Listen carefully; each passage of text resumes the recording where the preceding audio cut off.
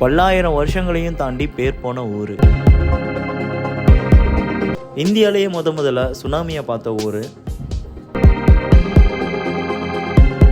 இவ்வளோ அழகான இந்த ஊருக்கு பின்னாடி இருக்கக்கூடிய ஒரு மிகப்பெரிய சோகமான கதை. ஒரே நைட்டில் 1000க்கும் மேற்பட்ட மக்கள் இறந்து போன ஒரு பெரிய புயல், ஒரு பெரிய ட்ரெயினையே கடல்ல கவுத்த அதிர்ச்சி. 1964 டிசம்பர் 23 இந்திய வரலாற்றோட ஒரு கருப்பு நாள்.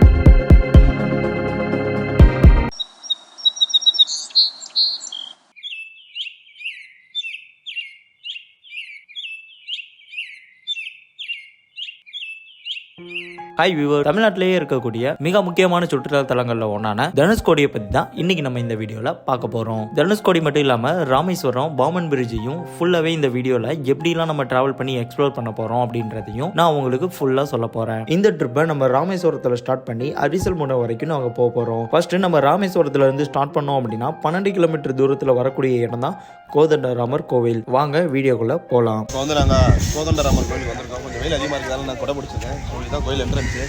ஸோ வாங்க உங்களுக்கு கோயில் கூட காட்டுறது தான். நான் இப்போ தான் ஃபஸ்ட் டைம் இந்த கோயிலுக்கு வரேன். வாங்க போய் பார்க்கலாம். நாங்கள் கோயிலுக்குள்ளே போயிட்டு இருக்கோம். இவர் தான் எங்கள் வண்டமுருகன். பார்க்கலாம். இவர் தான் எங்கள் ஆள். 4 பேர் வந்திருக்கோம் நாங்கள். வாங்க போகலாம். கோயிலுக்குள்ள வீடியோ எடுக்க முடியாததுனால நம்ம உள்ள இருக்கக்கூடிய விஷயங்களை நம்மளால எடுக்க முடியல. ஆனா இந்த கோயிலை பொறுத்த வரைக்கும் இந்த கோயில்ல ஒரு மிகப்பெரிய சுவாரஸ்யமான வரலாறு ஒண்ணு இருக்கு. அதை தான் நான் உங்களுக்கு இப்ப நான் சொல்ல போறேன். ராவணன் சீதையை இலங்கைக்கு கூட்டிட்டு போயிடுறாரு. ராவணனோட சகோதரர் விபீஷணன் ராவணன் கிட்ட போயிட்டு இது ரொம்ப தப்பு, சீதையை கொண்டு போய் ராமன் கிட்டேயே விட்டுரு அப்படின்னு சொல்றாங்க. ஆனா ராவணன் விபீஷணனை திட்டி எட்டி உதைக்கவும் செய்யறாரு. இதனால கோபம் அடைஞ்ச விபீஷணன் ராமனுக்கு உதவி செய்யறதுக்காக கிளம்பி வந்துடுறாரு. அப்படி வரக்கூடிய விபீஷணனை ராவன் தன்னோட சகோதரரா ஏத்துக்கிறாரு. இது மட்டும் இல்லாம ராமர் இலங்கையை கைப்பற்றதுக்கு முன்னாடியே இலங்கையோட வேந்தனா விபீஷணனுக்கு பட்டாபிஷேகமும் செஞ்சு வைக்கிறாரு. அப்படி பட்டாபிஷேகம் செஞ்சு வச்ச அந்த இடம் தான் இந்த கோதண்டராமர் கோவில். இந்த கோயிலுக்குள்ள வந்து பாத்தீங்கன்னா விபீஷணன் ராமரை வரங்கின மாதிரி ஒரு சிலையும் உள்ள இருக்கிறத நம்ம பார்க்கலாம். இந்த கோதண்டராமர் கோயில்ல நடக்கக்கூடிய திருவிழாப்போ ராவணன் சீதையை கூட்டிட்டு போறது, ஆஞ்சநேயர் இலங்கைக்கு போறது, ராமன் ராவணனை வீழ்த்துறது, விபீஷணனுக்கு பட்டாபிஷேகம் செய்யறதுன்னு முழு ராமாயணத்தையே இந்த திருவிழா டைம்ல இவங்க நடத்திட்டு வந்துட்டு இருக்காங்க. ஓகே வியூவர்ஸ், இப்போ நம்ம கோதண்டராமர் கோயில்ல இருந்து நேரா அரிசல் முனைக்கு போக போறோம். ரிட்டர்ன் வரும்போது நான் உங்களுக்கு தனுஷ்கோடியை ஃபுல்லா காட்டுறேன். இந்த தனுஷ்கோடிக்கு ஏன் தனுஷ்கோடின்ற பேர் வந்ததுன்னு பாத்தீங்கன்னா, கோடின்ற வார்த்தைக்கு கடைசின்றது தான் பொருள். நம்ம இந்திய எல்லையோட கடைசி பகுதி தான் இந்த தனுஷ்கோடி. அது மட்டும் இல்லாம நம்ம மேல இருந்து பாக்குறோம் அப்படின்னா இது ஒரு சின்ன லைனாவும் வில் போன்ற அமைப்பையும் இருக்கிறதுனால தான் தனுஷ்ன்ற பேரும் வந்திருக்கு. இந்த அரிசல் முனைக்கு நம்ம போகும்போது பாத்தீங்கன்னா 2 பக்கத்தும் கடல், நடுவில் ரோடுன்னு பார்க்கவே வேற லெவல்ல இருக்குன்னே சொல்லலாம். இப்போ நம்ம அரிசல் முனையை வந்தாச்சு. இதுதான் வந்து பார்த்தீங்கன்னா இந்தியாவோட கடைசி பகுதி. இந்த அரிசல் முனையில் என்ன ஒரு ஸ்பெஷலாக நம்ம பார்க்க முடியும் அப்படின்னு பார்த்தீங்கன்னா, ஒரு பக்கம் அலைகள் இல்லாமலும் ஒரு பக்கம் நிறைய அலைகளோடையும் இந்த கடலை நம்ம பார்க்கலாம். இது மட்டும் இல்லாமல் இந்திய பெருங்கடலையும் வங்காள விரிகுடாவையும் ஒரே இடத்துல நம்மளால் பார்க்க முடியும். எந்த பக்கம் அதிகமாக காத்தடிக்குதோ அந்த சைடு அலைகள் அதிகமாக பார்க்க முடியும். சில மாதங்களுக்கு இந்திய பெருங்கடல்லையும் சில மாதங்களுக்கு வங்காள விரிகுடா கடல்லையும் அலைகளை நம்மளால் பார்க்க முடியும்.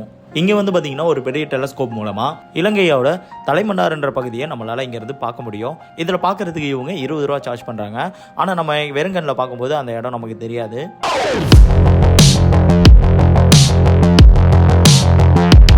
இந்த அரிசல் முனையிலேருந்து இலங்கையோட தலைமன்னார் பகுதி 15 கிலோமீட்டர் தூரத்தில் தான் இருக்கு. இந்தியாவுக்கும் இலங்கைக்கும் இருக்கக்கூடிய பார்டரோட அளவு வந்து பார்த்தீங்கன்னா 45 மீட்டர் தான். இதான் உலகத்திலேயே 2 நாடுகளுக்கு இடையில இருக்கக்கூடிய கம்மியான பார்டரோட அளவுனே சொல்லலாம். உண்மையிலுமே இந்த இடம் பார்க்கறதுக்கு ரொம்ப சூப்பராக இருக்கு. காத்தும் வந்து பார்த்தீங்கன்னா பயங்கரமாக அடிச்சிட்டு இருக்கு.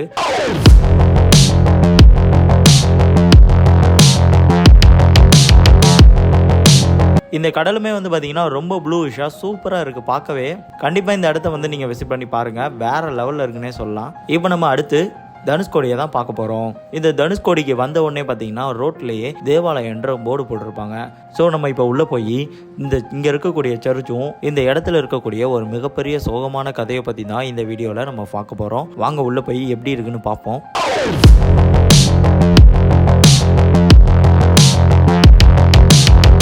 1964 டிசம்பர் 23 வரைக்கும் இந்த சர்ச் புழக்கத்தில் தான் இருந்திருக்கு.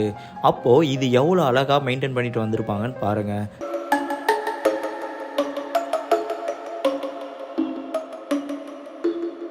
இந்த சர்ச் வந்து பார்த்தீங்கன்னா பிரிட்டிஷ் காலத்தில் கட்டப்பட்டது. இந்த சர்ச் ஃபுல்லாவே வந்து பாத்தீங்கன்னா பவளப்பாறைகளை வச்சு கட்டியிருக்காங்க. இதை டெக்கரேட் பண்றதுக்காக சின்ன சின்ன செங்கல்களை வச்சு அலங்காரம் பண்ணியிருக்காங்க. அதையும் நம்ம இந்த சிதைவடைஞ்ச சர்ச்சில் பார்க்க முடியும். ரொம்ப அமைதியா ரொம்ப சூப்பரா போயிட்டு இருந்த இவங்களோட லைஃப்ல 1964 டிசம்பர் 23 ஒரு மிகப்பெரிய புயல் அவங்களோட வாழ்க்கையை ஒரே நாள்ல திருப்பி போட்டது. இங்க இருக்கக்கூடிய எல்லாமே பவளப்பாறைகளே செஞ்சிருக்காங்க. அதை நம்ம இந்த வீடியோல பார்க்க முடியும். இந்த இடத்துலயே பூர்வீகமா வாழ்ந்துட்டு இருக்கக்கூடிய ஒருத்தர் நம்ம கூட பேச போறாரு. சோ அவர் என்ன பேசுறாருன்றத பார்க்கலாம் வாங்க.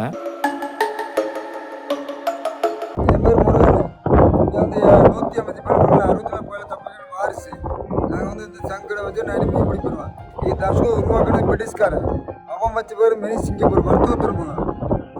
நம்மளுக்கு அப்போ ராமசாமி டெவலப்ல சிங்கிள் கோயில் 10 கிலோமீட்டர் மொத்தம் முள்ளுக்கடலை. உங்களுக்கு கேரளா எர்ணாகுளம் பாந்திரம் மாடு தர்ஷக்கு ரேடிஸ்லாம் தர்ஷக்கு கப்பல் சர்வீஸ் கேரளா இந்த கிராம்பல எக்ஸ்பிரஸ்லாம் தேயிலை ஸ்பூட் பிரிட்டிஷ் போன பிறகு இந்தியா வச்சு தான் தர்ஷக்கு ராமர் உள்ள தனுஷஞ்சது லாஸ்ட் கோடிங் தர்ஷக்கு இது 21 கிராம் சிட்டி. 1914 செப்டம்பர் 1964 டிசம்பர் 23 செவ்வாய்க்கிழமை நைட்டு 17 கரவஞ்சு பண்ண முடிச்சு 1 மணி நேரத்தில் 40,000 கடலில் போயிருக்காங்க. தனுஷ்கோடி இப்போ இருக்கிறது என்ட்ரன்ஸ் தான். அது போஸ்ட் ஆஃபீஸு இந்த டாய்லெட்டு ஸ்கூலு அங்கிட்டு ஒரு ரோடு கட் பண்ண ரயில்வே ஸ்டேஷன் அங்கிட்டு போன பீச்சோட ஹாஸ்பிட்டல் இதான் இருக்குது. இன்னும் 3 நிமிஷத்துக்கு கடலுக்குள்ளே இருக்குது ஒரு மணிக்கு 40,000 300 ஸ்கூலில் ரெயினே கடலில் போயிருக்கு. இது அழியாமல் இருந்தால் சென்னை சிங்கிள் கிளம்ப இந்தியாவுக்கு யூஸ் பண்ண தனுஷ்கோடி தான். இது அழிஞ்சப்படி தான் தூத்துக்குடியாக இருப்பார். இப்போ இவர் என்ன சொன்னாருன்னு பாத்தீங்கன்னா 1964 வந்த புயலுக்கு அப்புறம் இங்க இருக்கக்கூடிய நிறைய மக்கள் இறந்து போயிட்டாங்க. அதுல சில மக்கள் பிழைக்கவும் செஞ்சாங்க. இங்க வந்துட்டு போகக்கூடிய மக்களுக்கு இதை தெரியப்படுத்தணும் அப்படின்றதுக்காக இவங்க ஒரு பேப்பர்ல எழுதி வச்சும் மத்தவங்க கிட்ட சொல்லிக்கிட்டு இருக்காங்க. 1914 பிரிட்டிஷ் இந்த தனுஷ்கோடியை உருவாக்கி இருக்காங்க. 1942 தான் 1942 நம்ம ஃபர்ஸ்ட் பார்த்துட்டு வந்த இந்த சர்ச்சை இவங்க கட்டியிருக்காங்க. 1964 இங்க ஏற்பட்ட மிகப்பெரிய புயல்னாலையும் அதனால ஏற்பட்ட சுனாமினாலையும் இங்க இருக்கக்கூடிய மக்கள் இறந்தும் போயிட்டாங்க அப்படின்றதான் இவங்க இங்க ஃபுல்லாவே சொல்லிட்டு இருக்காங்க. இங்க இருக்கக்கூடிய இந்த கடையில வந்து பாத்தீங்கன்னா உருவாகக்கூடிய ஒரு சிப்பியவும் நமக்கு காட்டுறாங்க. அது ஸ்டெப் பை ஸ்டெப் எப்படி உருவாகி வருது அப்படின்றத நமக்கு ஃபுல்லா இங்க எக்ஸ்பிளைன் பண்ணி கொடுத்தாரு. எப்படி முத்து உருவாகி வரும்ன்றத ஃபர்ஸ்ட் டைமா நம்ம பாக்குறோம். ரொம்ப சூப்பராக இருக்குது. கண்டிப்பாக இந்த இடத்துல வந்து பாருங்கள். அது மட்டும் இல்லாமல் இவங்க ஒரு சின்ன கிறிஸ்டல் மாதிரி ஒரு கல் வச்சுருக்காங்க. ஸோ இந்த கல்லில் வந்து பார்த்தீங்கன்னா ஆப்போசைடில் இருக்கக்கூடிய எல்லாமே தலைகீழாக தெரிகிறதையும் நம்ம பார்க்கலாம். இப்போ இந்த அண்ணன் இங்கே இருக்கக்கூடிய முத்து ஒன்றை எரிச்சு காட்டுறாரு.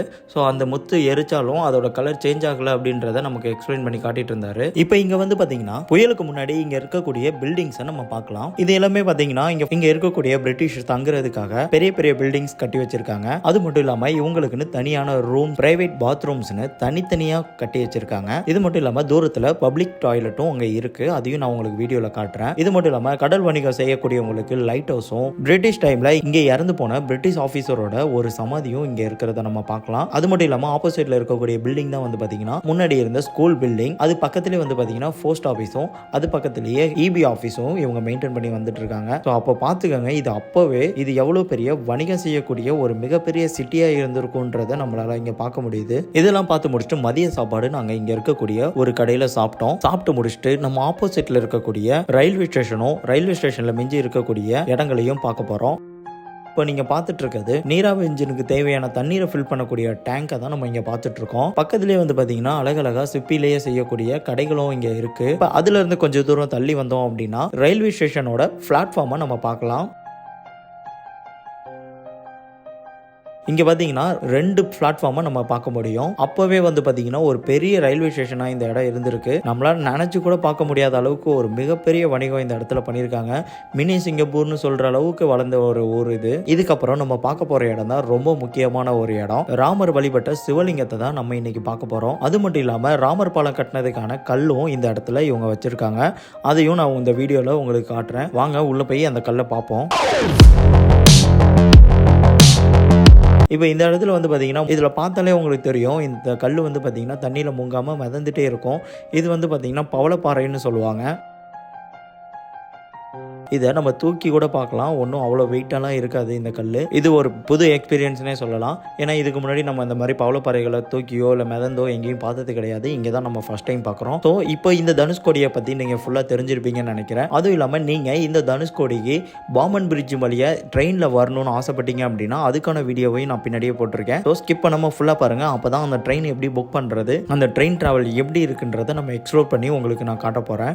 ஸோ வாங்க அதையும் போய் பார்க்கலாம். ராமேஸ்வரனாலே எல்லாருக்கும் ஞாபகம் வரக்கூடிய ஒரே இடம் இந்த பாம்பன் பிரிட்ஜ் தான். இந்த பாம்பன் பிரிட்ஜ் வந்து பாத்தீங்கன்னா பிரிட்டிஷ் காலத்திலே கட்டப்பட்ட ஒரு பிரிட்ஜ் தான். ஸோ கடலுக்கு நடுவில் இந்தியாவிலேயே ஃபர்ஸ்ட் டைமா இந்த இடத்துல தான் இவ்வளவு பெரிய பிரிட்ஜ் கட்டியிருக்காங்க.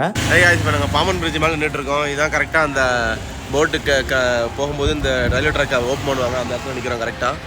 ஸோ இப்போ எங்கள் ட்ரெயின் எது போயிருந்ததுன்னா இங்கே ஓப்பன் பண்ணியிருப்பாங்க, அதையும் நாங்கள் கவர் பண்ணியிருப்போம். நாங்கள் காலையில் வரும்போது ஓப்பன் பண்ணாங்க, அதை பார்த்தோம். பார்த்துட்டு இருக்கோம். தனியாக பற்றி நல்லா பச்சை பச்சைன்னு இருக்குது. இங்கே எப்பவுமே அலை இருக்காது, இப்படி தான் இருக்கும், நல்லாயிருக்கு. இதுக்கு ஆப்போசிட்ல இருக்கக்கூடிய இடமே வந்து பாத்தீங்கன்னா ஒரு ஃபாரின் கண்ட்ரில ஒரு ஐலாண்ட்ல இருக்கக்கூடிய ஒரு ஃபீல் தான் கொடுக்கும். ஐலாண்ட்ல இருக்கக்கூடிய ஃபீல் என்ன, இந்த ராமேஸ்வரமே வந்து பாத்தீங்கன்னா ஒரு சின்ன ஐலாண்டுன்னே சொல்லலாம். இந்த ராமேஸ்வரத்தையும் ராமநாதபுரத்தையும் இணைக்கக்கூடிய ஒரே ஒரு ரோடு வந்து பாத்தீங்கன்னா நம்ம நின்றுட்டு இருக்கக்கூடிய இந்த பிரிட்ஜ் தான். ஸோ இந்த பிரிட்ஜும் பார்த்து முடிச்சுட்டு நம்ம நேரா பாம்பன் ரயில்வே ஸ்டேஷனுக்கு போக போறோம். ஸோ பாம்பன் ரயில்வே ஸ்டேஷன்ல இருந்து மண்டபத்துக்கு டிக்கெட் எடுத்து நம்ம அந்த மண்டபத்தில் போய் இறங்க போறோம். ஸோ இந்த ட்ரெயின் டிராவல தான் நம்ம எப்படி இருக்குன்றதை எக்ஸ்ப்ளோர் பண்ணி பார்க்க போறோம் வாங்க. ஸோ இப்போ நம்ம ரயில்வே ஸ்டேஷன்ல வந்து டிக்கெட் எடுத்தோம். ஒரு ஆளுக்கு வந்து பாத்தீங்கன்னா 30 ரூபா சார்ஜ் பண்றாங்க. சோ நீங்க இந்த ராமேஸ்வரத்துக்கு வந்தீங்க அப்படின்னா கண்டிப்பா இந்த ட்ரெயினை நீங்க வந்து மிஸ் பண்ணாம இந்த ட்ரெயின்ல போய் எக்ஸ்ப்ளோர் பண்ணி பாருங்க. ரொம்ப சூப்பரா இருக்கும் இந்த ட்ரெயின்ல போறதுக்கு. சோ நாங்க டிக்கெட் எடுத்துட்டு வெயிட் பண்ணிட்டு இருக்கோம். ட்ரெயின் வந்துட்டு இருக்கு, அதுல ஏறி நம்ம மண்டப ஸ்டேஷனுக்கு போக போறோம்.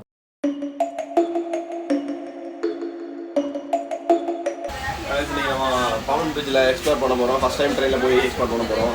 ஸோ அந்த வீடியோ தான் நான் உங்களுக்கு காட்ட போகிறோம். ஸோ வாங்க ட்ரெயின் கிளம்புனே பாம்பன் பிரிட்ஜ் போவோம், காட்டுறேன் வாங்க. ஸோ நம்ம ட்ரிப் ஸ்டார்ட் ஆகிடுச்சு, ட்ரெயின் கிளம்ப போகுது. இப்போ வந்து பார்த்தீங்கன்னா ட்ரெயின் கிளம்பிடுச்சு, நம்ம ட்ரிப் ஸ்டார்ட் பண்ணிட்டோம்.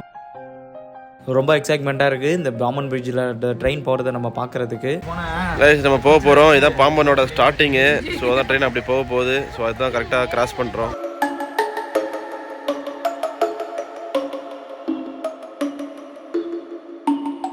எவ்வளோ சூப்பராக இருக்குது பாருங்க, தண்ணி ஃபுல்லாக அப்படியே நல்லா இருக்கா, சூப்பராக. இதான் பாம்பன் பஸ்லாம் போகிற பிரிட்ஜு இது. நம்ம இப்போ ட்ரெயினில் போய்கிட்டு இருக்கோம். ஸோ வியூலாம் அப்படி ஃபுல்லாக காட்டுறோம் உங்களுக்கு. இந்த வியூவை பாருங்களேன், பார்க்குறதுக்கே வேற லெவலில் இருக்குல்ல.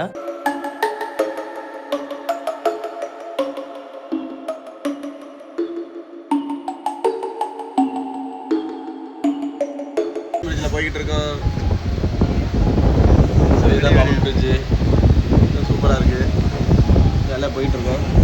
ஸோ இந்த தனுஷ்கோடியை பற்றி உங்களுக்கு தெரியாத நிறைய விஷயங்களை நான் உங்களுக்கு எக்ஸ்ப்ளோர் பண்ணி சொல்லியிருக்கேன். ஓகே வியூவர்ஸ், இது வரைக்கும் நீங்கள் தனுஷ்கோடியை பற்றி தெரியாமல் இருந்து இந்த வீடியோவில் தான் தெரிஞ்சுக்கிட்டீங்க அப்படின்னா மறக்காமல் கமெண்ட் செக்ஷனில் சொல்லுங்கள். அது மட்டும் இல்லாமல் நீங்கள் எப்போ இந்த தனுஷ்கோடியை வந்து பார்க்க போகிறீங்க அப்படின்றதையும் கமெண்ட் செக்ஷனில் சொல்லுங்கள். உங்கள் குழந்தைங்க எல்லாரையும் இந்த இடத்துக்கு கூட்டிகிட்டு வந்து இந்த தனுஷ்கோடியில் இருக்கக்கூடிய சில விஷயங்களையும் இந்த ட்ரெயினில் ட்ராவல் பண்ணக்கூடிய எக்ஸ்பீரியன்ஸையும் அவங்களுக்கு கொடுங்க. ரொம்ப சூப்பராக என்ஜாய் பண்ணுவாங்க.